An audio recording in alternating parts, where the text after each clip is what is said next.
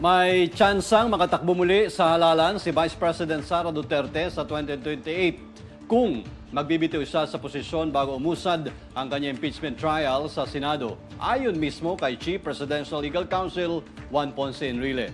Sa isang panayam sa radyo, sinabi ni Enrile na kung mag-resign si VP Sara bago pa man magsimula impeachment proceedings, hindi na itutuloy ng Senado at hindi rin siya mababawalan na muling humawak na oposisyon sa gobyerno.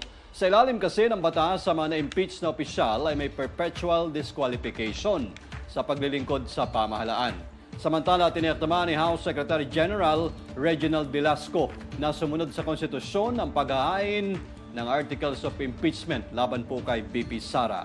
Bagamat may mga petisyon sa Korte Suprema na kinukwestiyon ng impeachment, hindi natatanggap ng Kamara ang opisyal na kopya ng mga ito.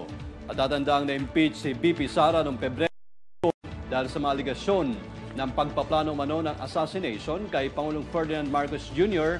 at irregularidad din sa paggamit ng confidential funds.